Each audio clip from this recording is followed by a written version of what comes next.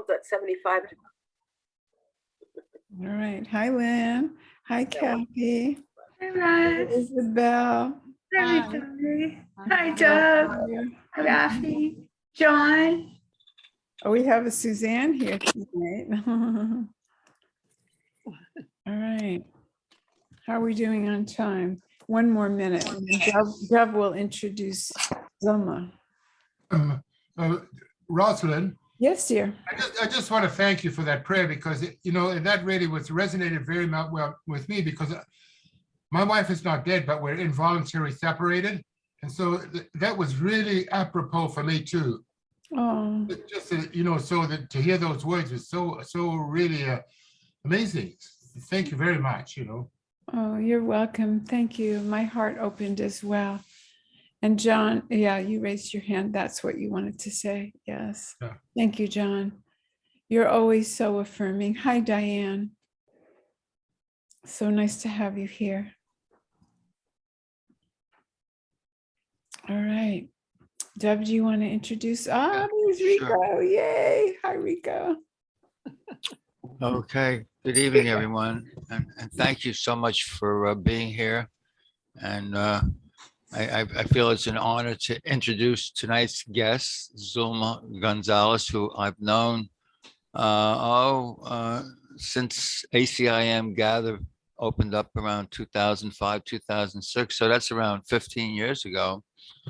And she has never taken on a scheduled teaching assignment, but we all know how focused she is on the course. Just the other day, she actually did a 2-hour teaching. I don't think I could ever do more than an hour. She went 2 hours straight teaching. So she has the Course in Miracles in her heart. She loves the course. She dreams the course. Mhm. So without any further ado, I'm just going to have Zulma Gonzales tell you what she would like to share with us tonight. Zulma, this mic is all yours. Thank you so much. Thank you, Dov. Thank you. Thank you. I'm actually going to start with a joke. You may or may not have heard it. One day, a group of scientists got together and decided that man had come a long way and no longer needed God. So they picked one scientist to go and tell him that they were done with it. The scientist walked up to God and said, God, we've decided that we no longer need you. We're at the point that we can clone people and do many miraculous things. We're at the point that, and so we don't need you anymore. You can go your way. God listened very patiently and kindly to the man. After the scientist was done talking, God said, very well. How about this? Let's say we have a man creating contest. To which the scientist replied, okay, great. But God added, now we're going to do this just like I did back in the days with Adam. The scientist said, sure, no problem, and bent down and grabbed himself a handful of dirt. And God looked at him and said, oh, no, you go get your own dirt.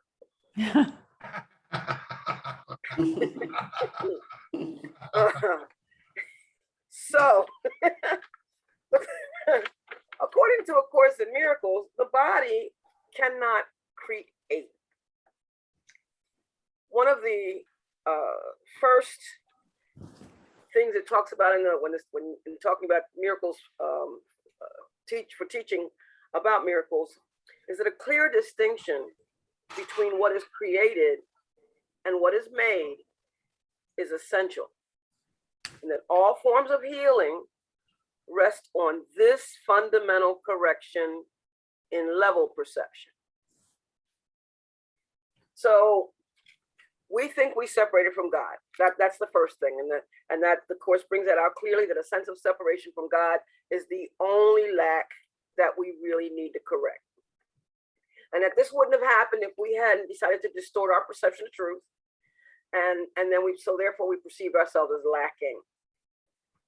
So then the idea of order of needs came up, this is bigger than that, this is more than that. And the whole concept of the ego became a thing. So we fragmented ourselves into levels. Better, not as good as, pretty, ugly, depending on how we were raised. You know, some of us were compared to this and compared to that. We know today that the ego lives by comparison. It lives by comparison. So I want to talk about the definition of create and make. This is straight off of the internet. By definition, creating something means that you invent something or bring something into existence. To make something is to arrange or put things together to give them meaning. So that in the joke, God was creating from nothing. Man, on the other hand, the scientist, on the other hand, had to use something in order to make what he thought he was going to do was make man. I think that's the funny. I like that joke. Very So good. when we start talking about this whole thing of levels, we recognize that there are two, by all means, two levels. Level one is spirit level. Number two is body level. Now, what does that mean? In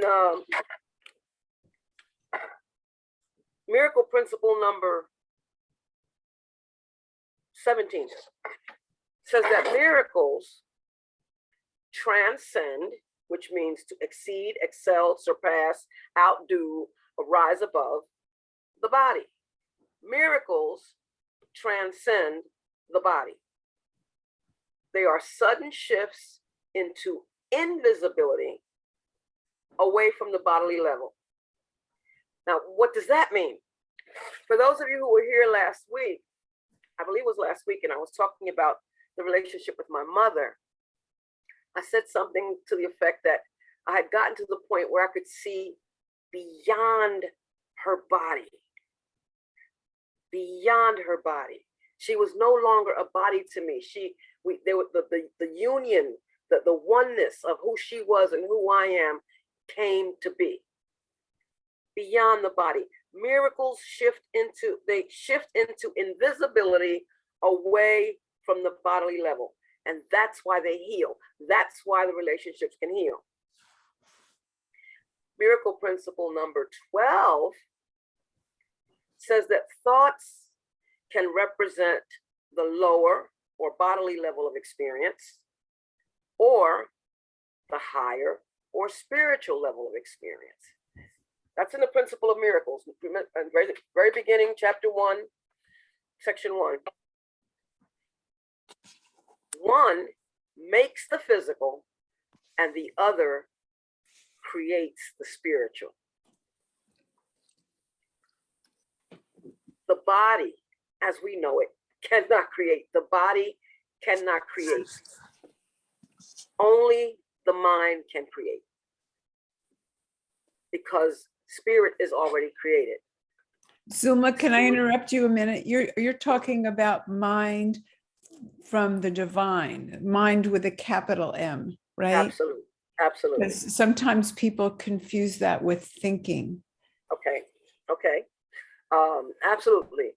The divine mind, our source, ideas don't leave. We are an idea of God, and we have not left our source. Now, being an idea of God doesn't mean, me being 5 feet tall, or, me wearing glasses, or me ultimately ending up with gray hair. In chapter 19, I found this today. It says, let your dedication be to the eternal. I'm reading from chapter 19, section 1, paragraph 16. Let your dedication be to the eternal, and learn how not to interfere with it and make it slave to time. And we'll talk about that, eternity versus time. Whom God created as his son is slave to nothing. You can enslave a body, but an idea is free, incapable of being kept in prison or limited in any way except by the mind, small m, that thought it. For it remains joined to its source, which is its jailer or its liberator, according to which it chooses as its purpose for itself. So the Course teaches us that the ego and the Holy Spirit are both ideas, their thoughts, their decisions. I can choose right, or I can choose happy. I can choose joy, or I can choose pain.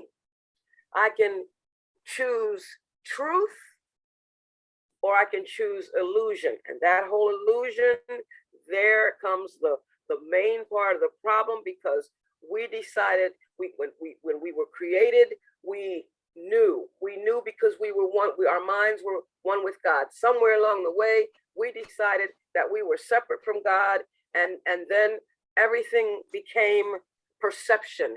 We looked at everything as being out there, and we decided to judge it. It's good enough, it's not good enough, it's too this, it's not enough of that, definitely too hard, and I'm definitely not good enough.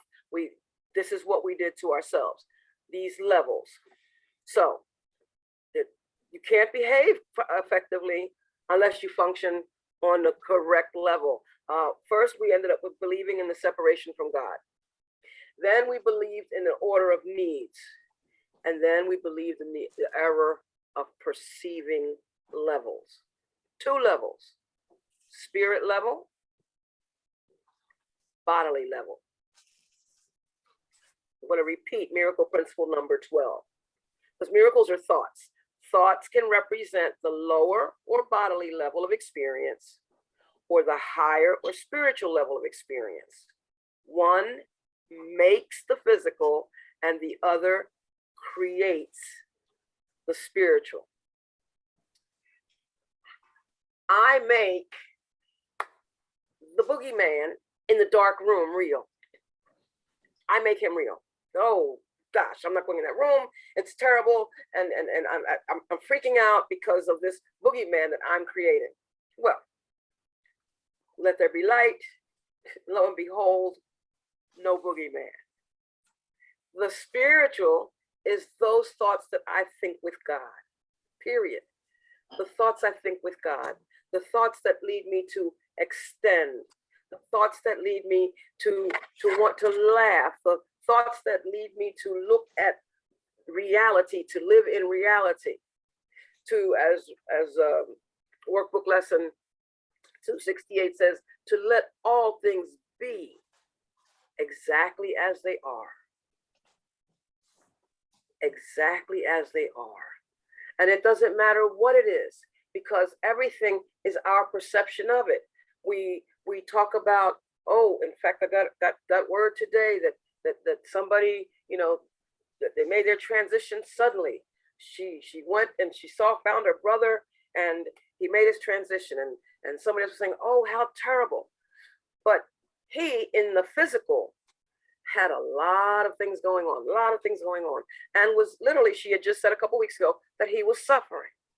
So if I said to you, this man was suffering, would you say, well, then he should live longer, he should go on and live longer? But it's at the point there's nothing that can be done. So is that good, or is it bad? This whole thing of trying to decide whether we judging things, as opposed to just letting things be exactly as they are. What happened? He made his transition. Period. Not in a good way, not in a bad way. Level 1, the mind with a capital M. Level 2, the body. Level 1, being. I need do nothing. Of course, level 2 then is the doing. where I feel like, I have to establish my worth. The Course teaches that my worth is not established by what I do, what I think. My worth is established by God. My worth is established simply because I am. As God is, I am. Part of God, I am.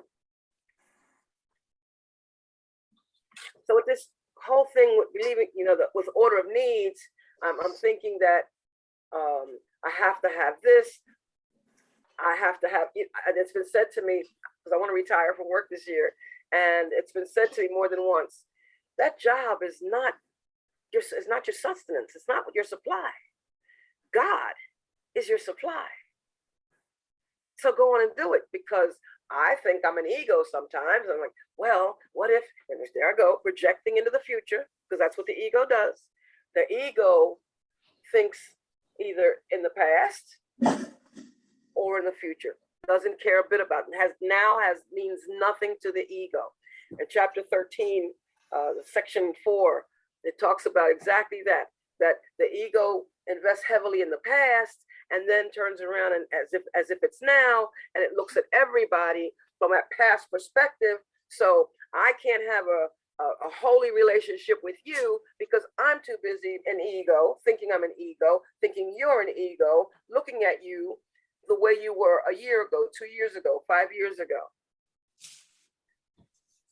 My sister had stopped speaking to me for the first time ever. She just celebrated her 83rd birthday 2 days ago. For the first time in our lives, and sister on my father's side, so we actually came to know each other and established a real relationship in later years. But for the first time ever, she had stopped speaking to me. I raised my voice to her, and she raised her voice to me. But I had made a choice to let it go, and she did not. She held on, and she held on, and she held on, and I would call her, and she wouldn't respond. And this went on for about a month. And yesterday, for the first time, I decided to ask the Holy Spirit for help. I remembered the prayer on page 28 of the text that says, I don't have to worry about what to do or what to say, because he who directs me, I will get the direction that I need. I will get what I need. I just took a moment to just go inside, connect with my source. Level 1, the spirit level. Took a deep breath. I called. She answered the phone as if we had been talking just the day before. We actually ended up talking for 45 minutes. I'm telling you that the body is always going to separate. Level 2 thinks it's that there's this and there's that and there's the other thing, and there's not. But level 1 is always just one. It's always just one with God. Spirit is our only reality. That's on page 11. Reality is only spirit. And the Course teaches that spirit is in a state of grace forever. So our reality is spirit, not this body, not this shell, not this covering, not the money, not the clothes, not the 75-degree weather. None of that. It's the knowing. It's the knowing that I am one with God, that I am constantly an idea of God, that I am, that the thoughts I think with God, and that God is in everything I see, because God is in my mind. The Course teaches it, that God is in my mind. And because God is in my mind, I can look out there and see peace. I can see joy. I can see beauty in no matter what those changing conditions are. Because all those changing conditions in the Bible is written, it came to pass. And it says that 170 sometimes. And it came to pass.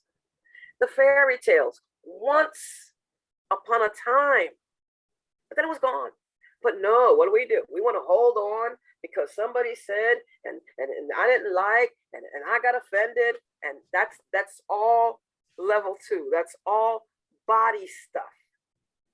The key is to remember we are not a body. We are free. We are still as God created us. We are still that way. I like how it reads in the course. I am not a body. I am free, for I am still as God created me. But it was believing that I was a body from the time that I made this separation.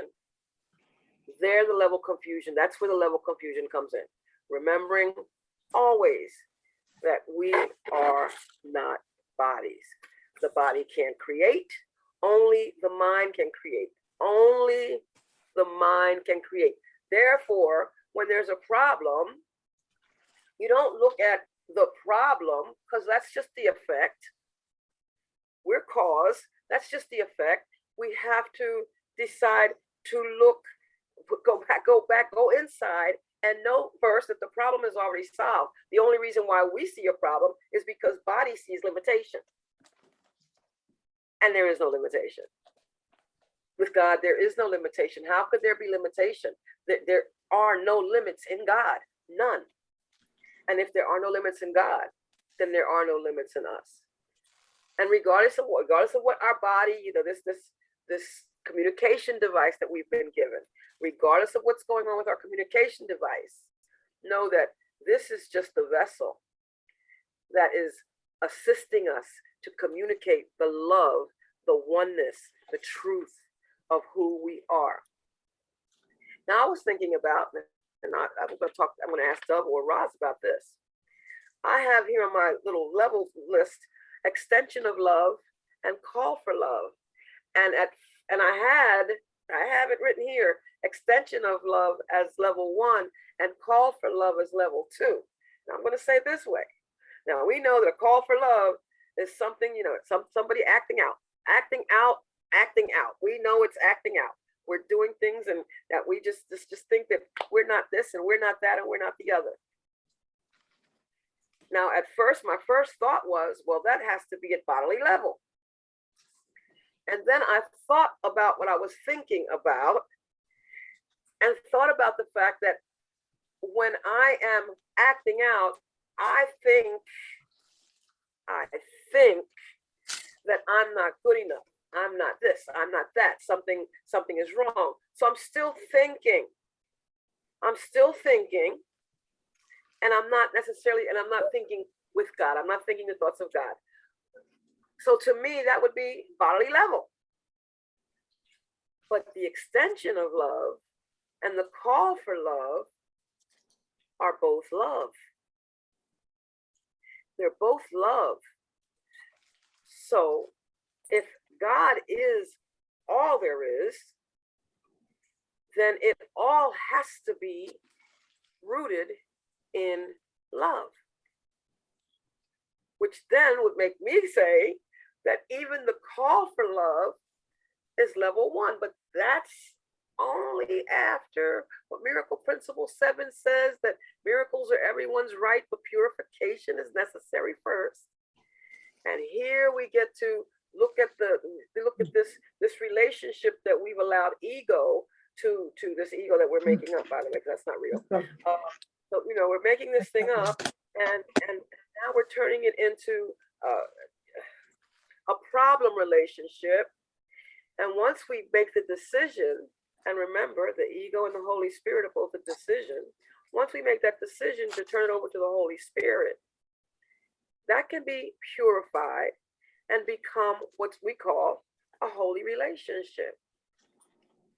Every relationship has the potential to be a holy relationship when we decide to turn it over to the Holy Spirit. Ego, Holy Spirit. Judgment, vision. Analyzation, acceptance. Differences, sameness. I love Dov always says equality. Equality. Level 2, nothing. Nothing. Level 1, everything. There is nothing more than everything. That's the whole belief in idols. Idols are anything that we use to attempt to substitute for the truth. Perception, knowledge. Now, knowledge at level one, as far as on this earth plane, because there'll come a time when that won't even be necessary either. We don't have to. We'll always. It'll just be. It'll just be where none of this will be necessary. Miracles, as we know, that won't be necessary because the purpose of the miracle is to help us undo the way we're thinking now. That level one thinking that we need to correct. And in heaven, and I'm not talking about above the clouds, of course, we all know. In heaven, there is no need for correction. In heaven, there are no differences. We were created to realize that we are already in heaven, level one. Spirit, level one. That this is just this voice you hear and whatever is just what's been given to me to communicate spirit. It's what we know since we made this body. We choose to make this body, and of course, anything that's made has a time limit on it. The Course teaches that nothing survives its purpose. Nothing survives its purpose. Anything that has a time limit on it, it's important that we don't choose to get too attached to it, because it's not permanent. It simply isn't permanent. But the truth of what God is and what we are is something that we always keep. It's always permanent. It's the creation, and we are one with that. Back to the thought, we are an idea of God. We are part of our source, and we cannot be separated from our source. That simply cannot happen. Level one, confusion.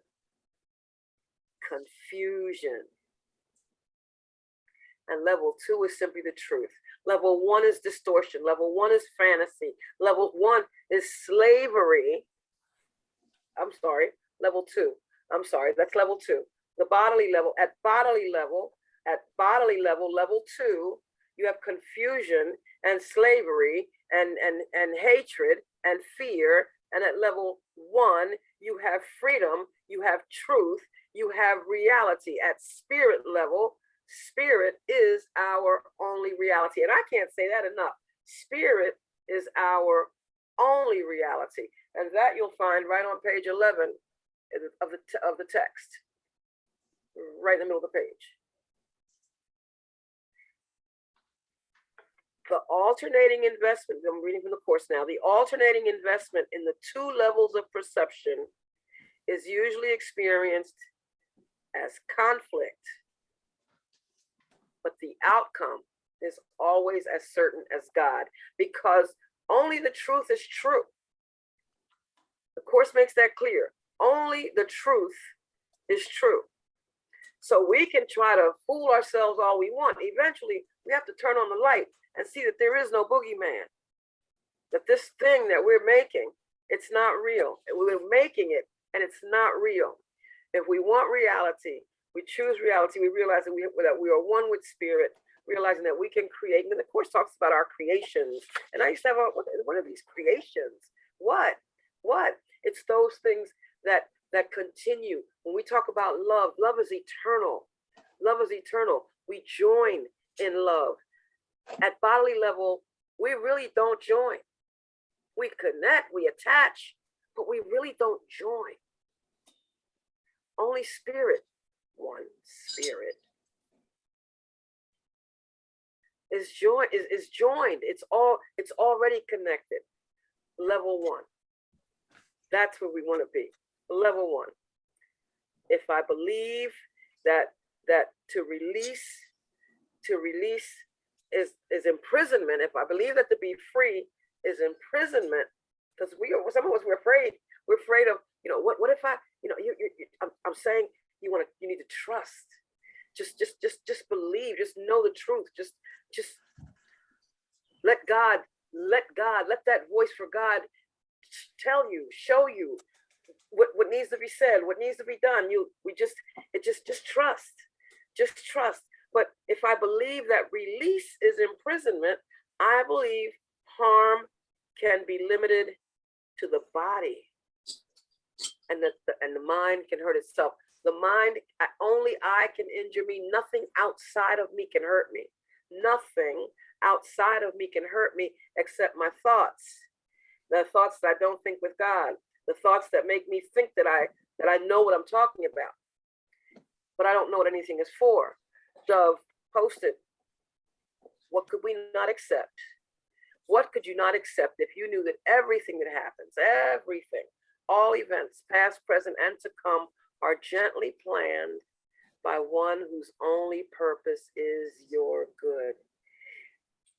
So for me, I talk about this good and bad. That, you know, when I see the word good, we automatically think, because the ego thinks good and bad, but it's not that. I take the O out of the word good and just God, and that's all. God and no more. Everything simply is, and it continues to be, and it is, and it is, and it is, and all that other stuff. It comes to pass, and the selective remembering is where we hold on to the stuff that was good and let the rest go. Let the rest go. The God stuff that we hold on to, level one. Level one. And when we decide that the past or the future has more meaning, that is definitely level two. And there's always going to be confusion. There'll always be turmoil because we have no idea of what's going on. We think we can control time. There is no time. There's no time, there's no boogeyman. Time and the boogeyman are the same. When we understand that the mind, the only level of creation, cannot create beyond itself, only the mind can create, then neither type of confusion will occur. When I stop thinking that I am my body, when I stop thinking that you are your body, at that point, we can realize that only the mind can create, and that no confusion, that there can be no confusion, because we'll think only the thoughts that we think will be thoughts of God, with God, thoughts with God, thoughts with God, thoughts with God. The Course teaches that the habit of engaging with God is easy if we actively refuse to let our minds slip away. But the Course also says that we're too tolerant of mind wandering, that we don't guard our thoughts enough, carefully enough. And that's why we have these lessons, to continue to give us those reminders, those affirmations, those blessings, those prayers, to remind us, for us to remember, because we actually know, we just keep putting these blocks in our way. Level one stuff, level two stuff, level two stuff. I have to get this right. Level two stuff. We keep putting this level two stuff in the way and not letting the one be the one, only one. Level one, God, the only one. And with that, I think I'm going to stop talking for a moment. I'm going to stop talking. Thank you, Zulma. You have so much passion, so much wisdom. It's just a delight to listen to you. And the thing that I really love the most is how much you learned and were inspired by saying yes to this talk. I could feel how you got extended. Your heart opened more. You're just in your sharing what occurred to you as a question. I can see that Spirit worked with you after you said yes. And if you want to respond to that, that would be lovely. But that was my biggest response, is to your wisdom, your passion, and your learning. Well, speaking of question, so When Rosalind asked me for the title for my talk, I had I think it was just said on the level, and she wrote me back and she says, give me more, give me more, give me some more, give me more. So I went on, this was today, I went online and I looked up, what on the level means. And it talks about truth and honesty. So we're back to that. It's only truth. Only the truth is true. And anything else is just the boogeyman. Yes, that's beautiful. Your question, and I'd love Dov to speak to this as well. Your question, and then I'd like everybody else to jump in on what you'd like to interact with, because Zulma gave us so much. But I particularly resonated with page 11, reality is only spirit, because that is the non-dual. And so coming from oneness, coming from the non-dual, everything, even what looks like level 2 from oneness is only spirit. And, if we're going to, from Advaita, Vedanta, the non-dual that Rupert talks about, then everything is awareness, even our craziness, because it's God playing with being localized and what that's like, because that is the insanity of projection and separation. But that's only the play. Everything is still spirit. So I love your question, and that's my answer. Dov, did you want to answer? And then you can all be thinking. John, did you have your hand up still from before or now?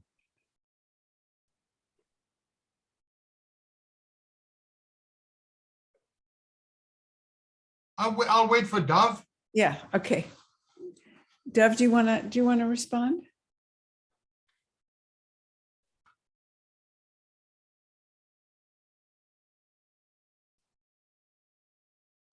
I was hoping that John would go first. Yeah, John. Okay, well, let me be clear. I was so mightily impressed with this, Zulma, this your talk here tonight. And what I love most of all is the effort and the work that you put into this on the level 1 and 2.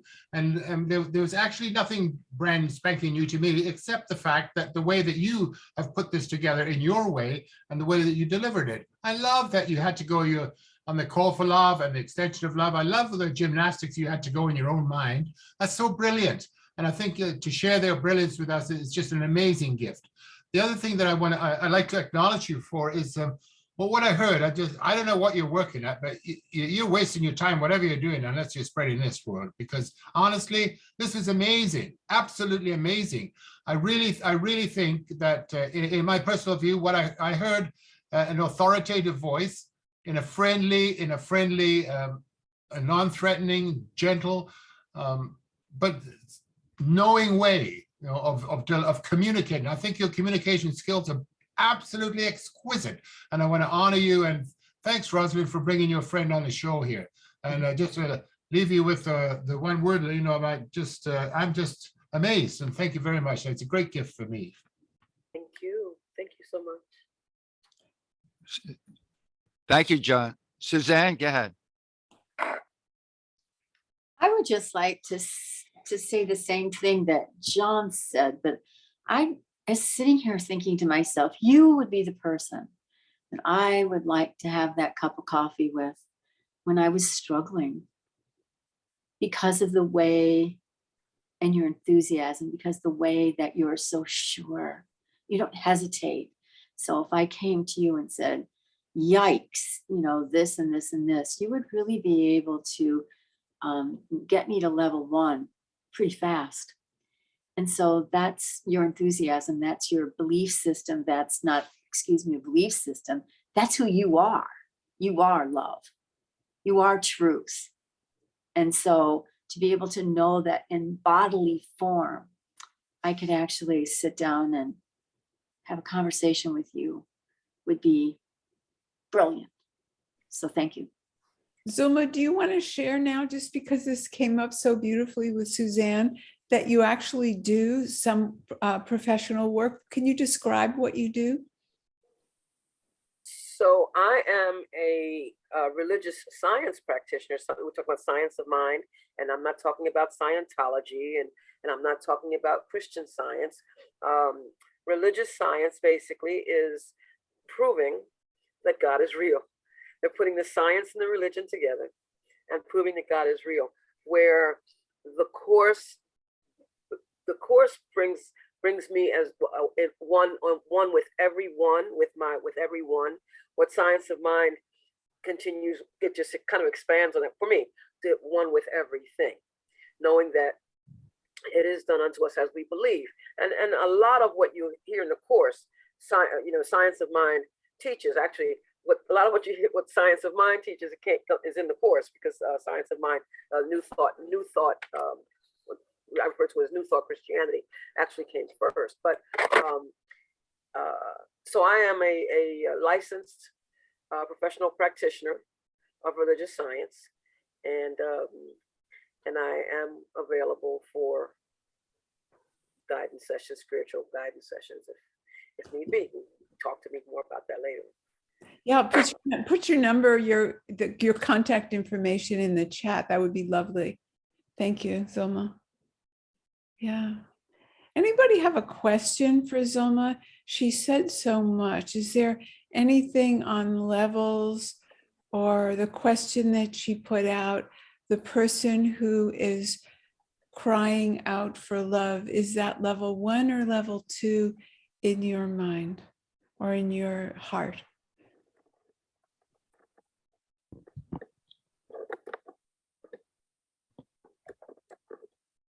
Or is it in the person that's perceiving the person crying out for love rather than the person? I'll say a couple words. Yeah, level 1 is what the course actually calls content, and level 2 is what we call form. And the body's eyes can only see what the body or the ego wants it to see, which is form. And ego only sees differences. So the ego only sees bodies, and everybody is a different, separate body. On level 1, we're joining with the allness that Zulma was talking about. We're joining with God. There's a line in the course says God is everywhere. God is not absent from any time, from any place, from any state. So you're talking about the allness of oneness, the allness of oneness. And he tells you that heaven is simply an awareness of perfect oneness. And I found a place in the course recently, I think it's in the clarification of terms, it says life only exists in heaven. There is no life on level 2, which is, this world of form. Life only exists where God placed it, which is in content, which is in the sameness, the oneness, the allness, the equality. As soon as the mind goes into differences, it's insane, because differences do not exist in reality. What love creates is all the same. Thank you for that, Dov. Yes. Thank you, Dov. It's beautiful. Yeah. That whole thing of differences. If I think I'm better than you, then I certainly have to think that somebody's better than me. That can be a problem. Now I'm not so good anymore. That whole thing. Just the ego lives by comparison. That's what the ego does. It lives by comparison. Seek and do not find is always the ego. Always the ego's thought system. You can't win. You cannot win. You cannot win at bodily level. You can't. Rico, did you want to share?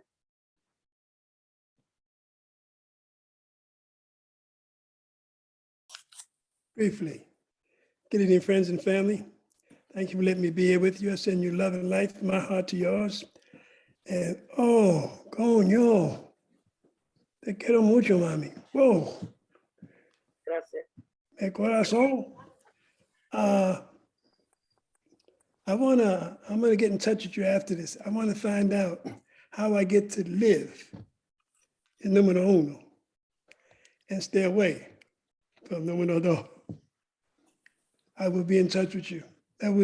John said it all. That was magnifico. Está bueno todo. Gracias. Muchísimas gracias. Muchísimas gracias. It's so beautiful.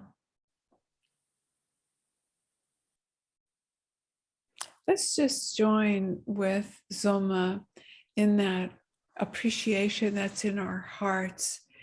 And when she told me that next year she would like to retire and do something, in her words, with the course, and I completely knew it is done. It's happening.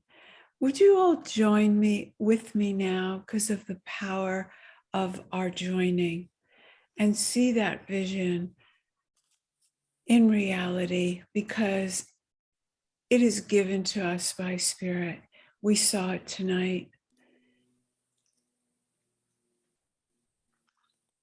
And let it be known by Zulma that she has the confidence to know that this is not an egoic will. This is what is to be. This is God's will. And you're just an instrument speaking of the passion and the truth that we have benefited from tonight. And you will continue to benefit and benefit others as you step into this new path.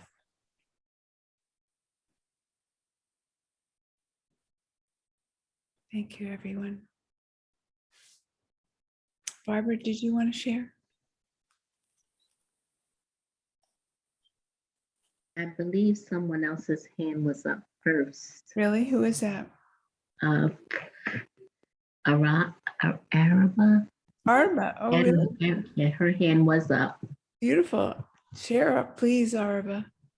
Oh, Barbara can go. That's thank you. So.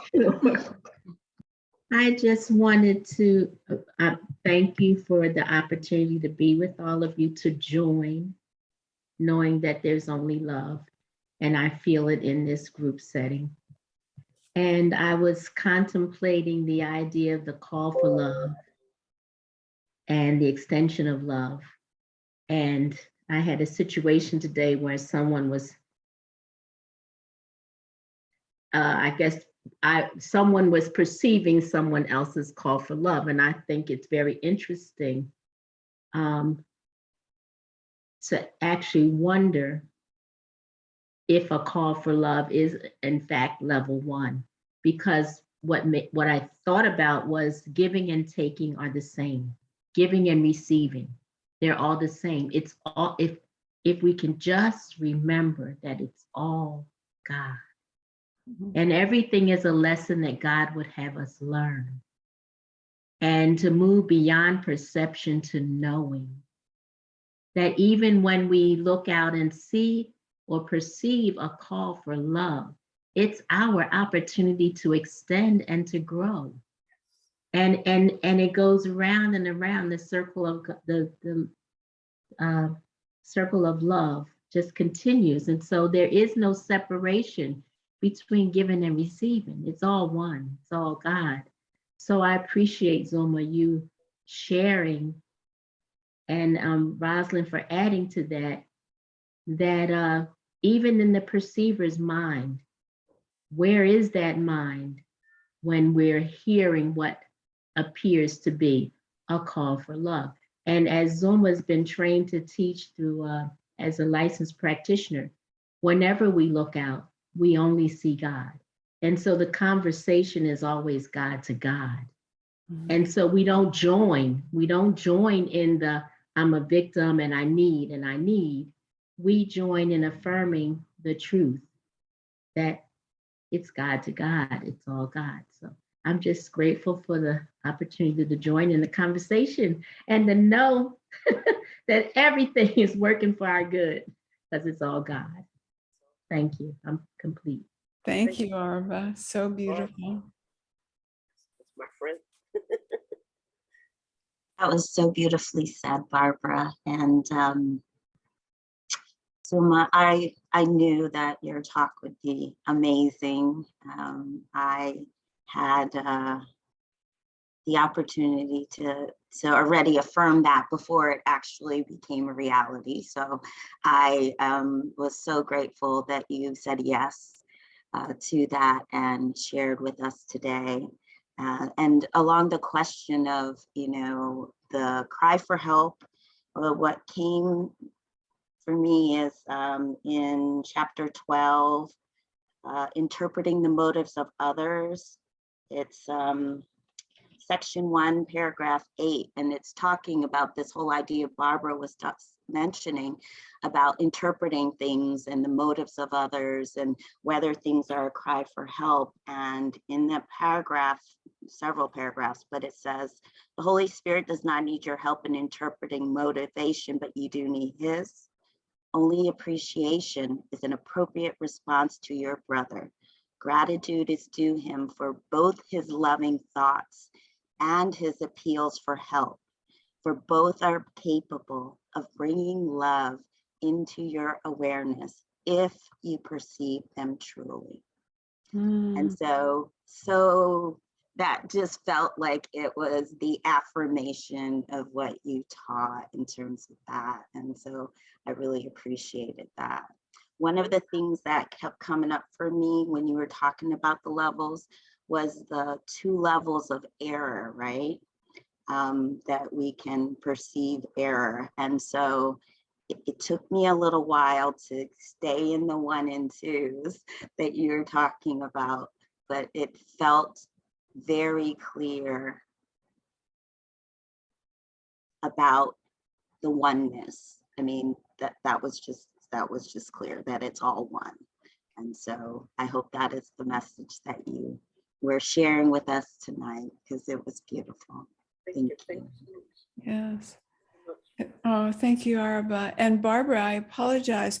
I was having a crazy moment. I kept looking at Arba, but her mouth wasn't moving. And I didn't see your mouth moving. And I thought, she must be on the phone and she must have a video on, but it was a crazy experience. So thank you, Barbara. I really appreciate what you said and what Arba said. But I want to acknowledge you because that was very powerful what you spoke. Yeah. Can I add here that when we started the study group on Thursdays here in Philadelphia, Barbara I was waiting for someone at the Center of Peace, our spiritual center, to feel the course like I do. And I was sitting reading a book called Gifts from A Course in Miracles. And she came into the room and she saw the title and her eyes lit up. Bingo. And that's how our study group came to be. We started our study group back in 2015, 2016. We resonate with that power when we experience it. Yes. That's so beautiful.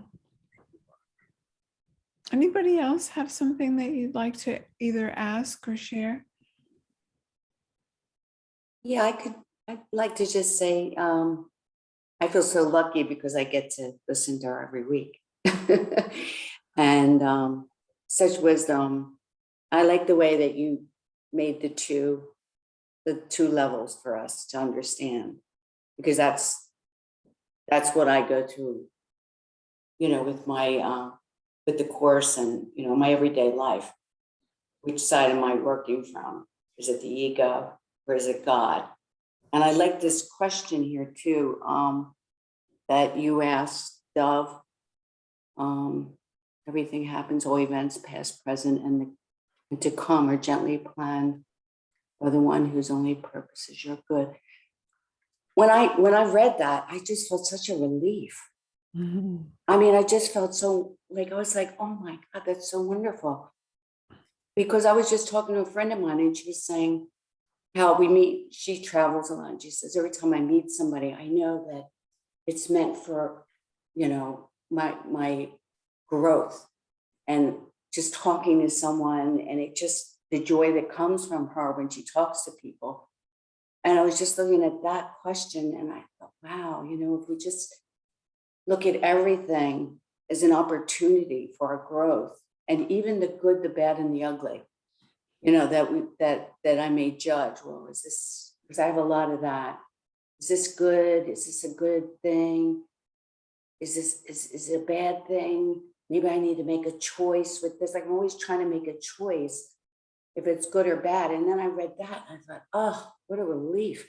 I felt like a whole weight came off my shoulders because I can do that with everything in life, you know, with every relationship that I'm in, which is what I love about the course, is that it's about relationships. And to me, that's where most of the problems come in. Without the relationships, life is good. So, you know, I think that's where the joy comes when there's no judgment. And listening to you talk, as always, Zoma, is so wonderful and so inspiring. And I'm just very happy. And I met them by an accident because I walked in looking for A Course in Miracles for years because I was in New York. I came to Philadelphia, couldn't find it. And I walked in for one thing and she was sitting there talking to a friend of hers. And I was waiting for the other class. And I'm sitting here listening. I said, I love what I'm hearing. I said, well, what are you guys talking about? She said, oh, this is A Course in Miracles. I was like, are you kidding me? And I just walked in by an accident. And it was no accident, as we all know. So that's how I met the group. And I'm very, very thankful. And thank you very much for letting us come into this group because you guys, this is, you know, just real beautiful listening to everyone. So. Well, you're welcome anytime. And you've added so much beauty to us tonight. Thank you, Sharon. Thank you. Al, did you want to share? Thank you, Sharon. Before you do, Al, Dean, that passage that Dov quoted is from the workbook lesson 135, paragraph 18. Okay. Okay. Oh, I just see that you wrote that. I didn't see that. Okay. Hello? I think Al has his hand up. Yeah. Can you hear me? Yes. Yes. Thank you, Al. Okay, good. Sometimes I'm not sure with my rig. Well, first of all, Zulma, great talk. Great discussion. I was in and out of it, but it's like I knew where some of it was going, so I could heat up my dinner and I could come back in the room. And it's like watching a soap opera. It's like you could miss a couple of days, but you know where it's going. You know? So you did a great job with that. You know, I would like to take the time right now to thank Zulma for bringing me to A Course in Miracles back in, I think it was 07, 08. And she told me about this great group online on Pal Talk called ACIM Gather. And that's where I would listen to Dov talk. Oh my God, blow my mind, blew me away. And then, you know, it was the opportunity to hear someone like Dr. Cheryl Valentine. You know, I'm just so glad that I had a chance to hear her speak and read her books. So, Dov, I thank you for that. Zulma, sometimes she looks to me and tells me I'm her teacher, and but most days I look at her and just bow in gratitude because she just has a way of laying down the breadcrumbs that this bird can pick up. You know, if it wasn't for Zulma, I probably would still think I was a body.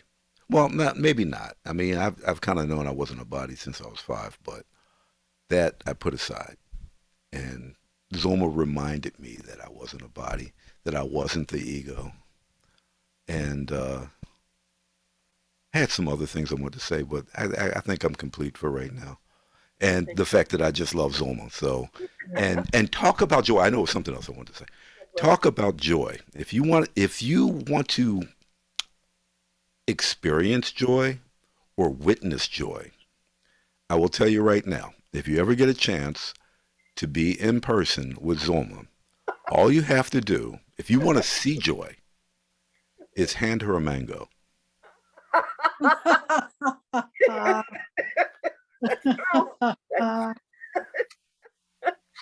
God's light will beam to like from Philly to Camden, from Philly to St. Louis. It's a beautiful thing to behold. And I thank you for being my friend. Yeah, likewise. Thank you, my brother.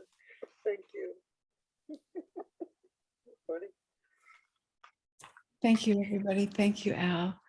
And let's just take a moment. We're probably at time, yes, but I just like to leave with joining of our hearts, joining of our minds, knowing that there is only the capital M, and the capital M of mind is our spirit, is awareness, is the one truth that we join in tonight and always. And when we think of this moment, this can be our always, and now, and now, and now, because we join in eternity. Thank you, everybody, for coming tonight. Bye. Thank you, Rosalind. Thank you so much. Thank you, Zulma. Great job. Thank you, Zulma. Thank you, Zulma. Thank you, Everyone. everybody. Thank you, Zulma. Thank you, everybody. Thank you, So much to Sharon. meet you. Zulma, I call you. Okay. Thanks all. Thank you, Zulma. Thank you, Thank you, Dov. Dov. Thank you, Thank you. Rosalyn. Blessings, everyone. Thank you. Eileen, Bye. love you. Love you. Love you. Mighty companions. Mighty companions, yes. Mhm. Yes.